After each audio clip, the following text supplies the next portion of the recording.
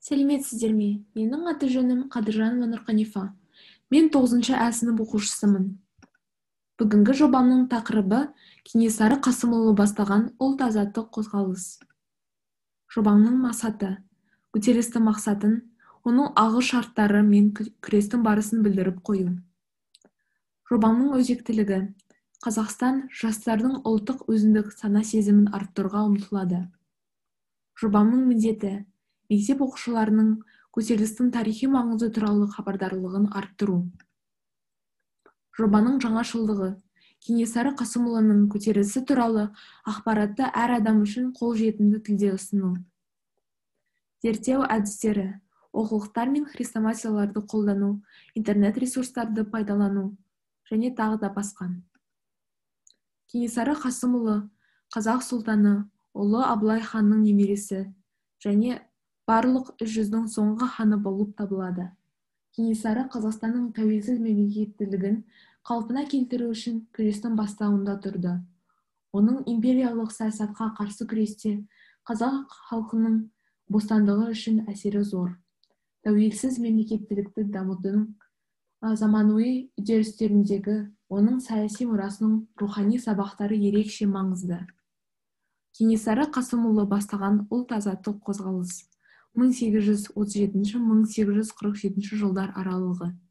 Қазақтардың патша үкіметіне қарсы барынша бұқаралық және ұзаққа созылған көтерілістерінің бірі болды. Орыс саяхатшысы мен географы Винюков өзінің қол астындағыларды оны қастерлеуді және оның кез келген жеріне баруға дайын болуды үйретті деп атап өтті.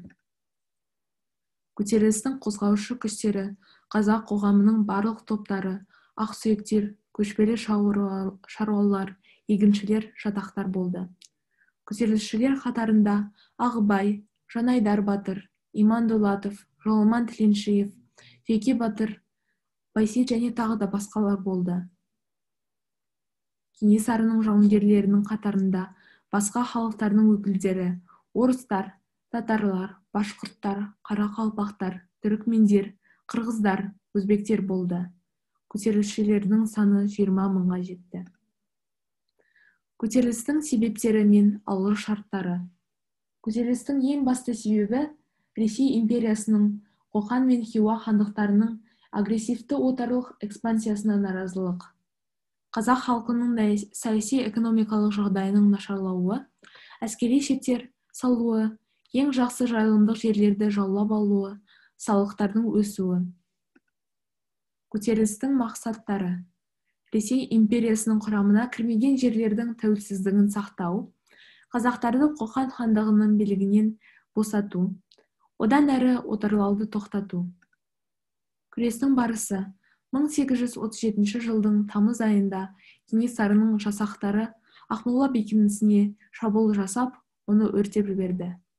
1837 жылы қараша айында патша өкіметінде қазақтарға шабуыл түрінде алғашқы ашық қарсылығы. 1837 жылдың жазы күзі көтерілісшілер орта жүздің бүкіл аумағын бақылайды. 1838 жылдың күзі көтеріліс кіші жүзді қамтыды. 1840 жыл азат ету мақсатында Кенесарының Қоқан хандығына басып кіруі және ұлы жүздің қосылуы. 1841 жылы қазақ ақсүйектерінің құрылтайында Кенесары хан болып сайланды.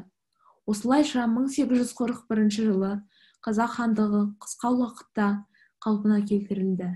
Кенесары хан кеңесін құрды, дипломатиялық қызметті ұйымдастырды, салық жүйесін оңтайландырды.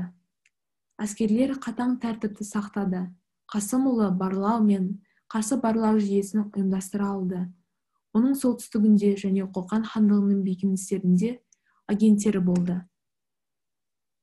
1843 жылы бірінші Николай көтерілісті басуды ерекше бақылауға алып, Кенесарының басына 3000 рубль сыйақы тағайындады.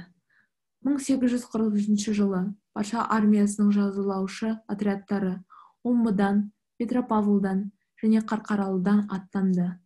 1844 жылы 1845 жылдары көтеріліс Қазақстанның барлық негізгі аймақтарын қамтыды. 1845 жылы далада 2 жаңа патшалық бекіністер салуы, көтерілісшілердің оңтүстікке шегінуі, көтерілісшілер мен қоқандықтар арасындағы қақтығыстар. 1847 жылы Кенесары қырғыздарға Қоқанға қарсы одақ құруды ұсынады, бірақ қырғыз манаптары бас тартты. Кенесары жанақтары қырғыз жеріне басып кіреді. 1847 жылы мамыр айында Майтөбе аймағында қырғыздар Кенесары жасағын қоршап алып, оны талқандады. Кенесары қолға түсіп, өлім жазасына кесілді. Жеңілудің себептері: екі мықты қарсыласпен Ресей империясы және Қоқан хандығымен бір мезгілде шайқас, қазақтардың саяси бытыраңқылығы, ұйымдаспағандық және қазақтардың нашар қарулануы. Қорытынды: Кенесары хан мемлекеттілікті қалпына келтіру және қазақтың ата-баба жерінің территориялық тұтастығын сақтау мақсатында ұлт-азаттық сипатқа ие болды. Қозғалыс жетекшісі және өз отанының жалынды патриоты бола отырып, Кенесары Қасымұлы өз халқы үшін ауыр заманында өзін көрнекті мемлекет қайраткері, көрнекті қолбасшы және өз дәуірінің дарынды дипломаты ретінде көрсетті. Ол бүкіл өмірін бостандық пен тәуелсіздік үшін күресін арнады. Бүгінгі жобам соңына келді. Назарларыңызға рахмет.